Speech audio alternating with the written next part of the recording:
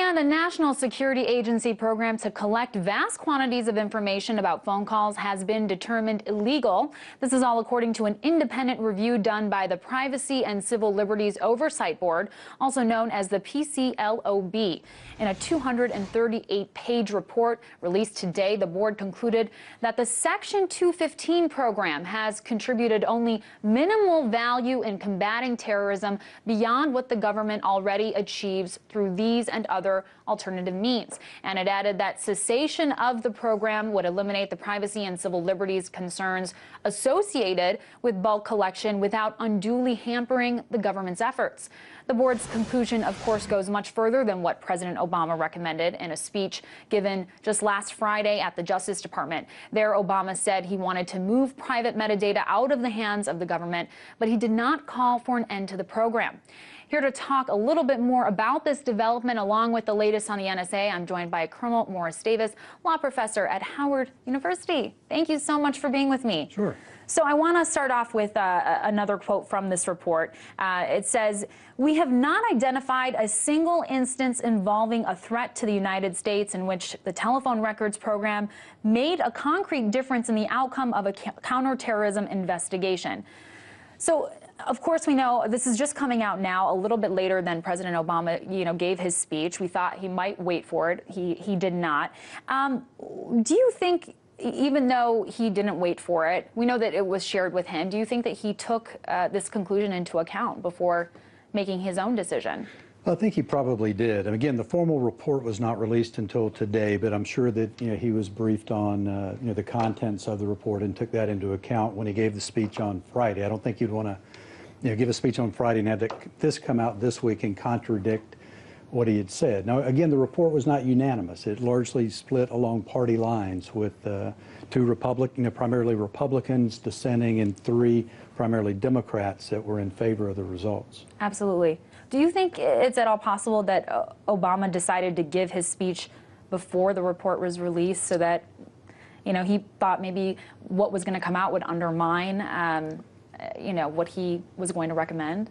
I don't know. I mean, I hate to attribute some sinister, motive to the president. It's just a bit curious. It was encouraging what he had to say on Friday, but he's given many encouraging speeches in the past, and often there's not a lot of follow-through. So I'm hoping that there will be follow-through this time, and he'll live up to what he promised to do. What do you think about this latest report? What do you think it says about the overarching constitutionality of the program? Should this sort of be the final nail in the coffin, so to speak, in regards to ending the bulk collection of Americans' metadata? Yeah, well, the report just came out today. It's 238 pages, and I haven't had a chance to read through it all. You haven't? Yeah, one of the can't believe it. One of the board members is Judge Patricia Wald, who you may have seen recently was awarded the Presidential Medal of Freedom. Right. A great jurist, a real credit to the legal profession, someone that I look up to and admire greatly. So given her involvement in this, she's a former judge on the International Criminal Tribunal for Yugoslavia, the former chief judge of the D.C. Circuit Court of Appeals here in Washington. I'd put a lot of stock and faith in her analysis of this situation.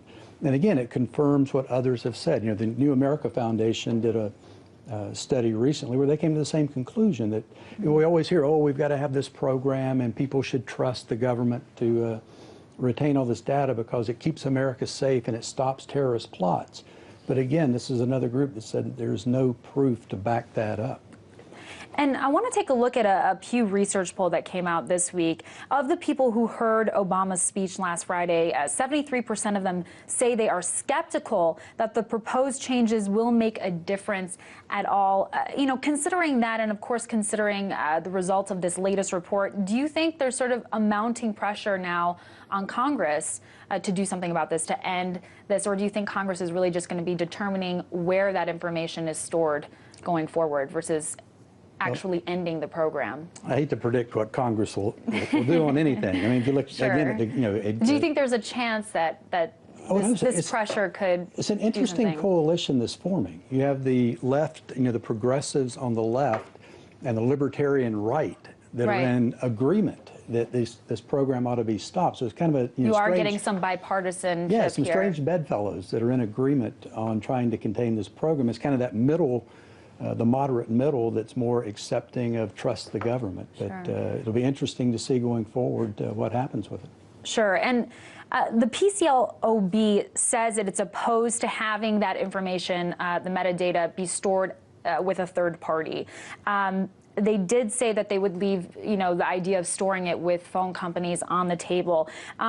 Do you think that storing it with phone companies is a better option, or do you think both of them sort of sound questionable? Well, I would much rather have my phone carrier, AT&T or Verizon or someone, storing. I mean, I may get spammed with email trying to sell me stuff, but unlike the government, they don't have the ability to put me in prison or kill me or do other kind of things. So given the choice between the two, I'd much rather have it in commercial hands than in government hands. Absolutely. But do you think that it's very important to sort of have very detailed restrictions on how long they can hold that information? Yeah, I think so. I mean, certainly something you don't want kept in perpetuity, but a reasonable period of time. I think the government does have a legitimate interest in being able to search these records. It's really the the devil's in the detail on the right way to structure this to to be fair to the American people and also to maintain our security. Absolutely. Well, Attorney General Eric Holder said on MSNBC today that while clemency for Snowden really is sort of off the table, the U.S. would consider a resolution, so an alternative to clemency. I think it's left a lot of people wondering what another resolution could mean. Do you have any insight as to what could be an alternative to clemency? Well, I think I may be an anomaly. People tend to put Edward Snowden into the he's entirely good or entirely bad camps, and if you're not in agreement, then people get rather angry with you. I think I'm in between the two. I mean, there's no doubt what he did was wrong. I mean, he signed the same security paperwork that I signed, and there's no ifs, ands, or buts about it being wrong to take classified information. I think he ought to be accountable for that. But I'm also pleased that we're having the discussion that he triggered. I mean, the president wouldn't have given the talk on Friday but for Edward Snowden, so there's benefit to what he did as well. So I think there ought to be some middle ground. Do you at least agree with Eric Holder that there should be a conversation had about something, about an alternative? Yeah, I'm really disappointed with members of Congress and members of the intelligence community that say he ought to be shot or hung or words to that effect. There ought to be some reasonable resolution that accommodates both the good and the bad and comes out with a fair result. Absolutely. We'll have to see what happens. Colonel Morris Davis, a professor at Howard University, thank you so much. Sure.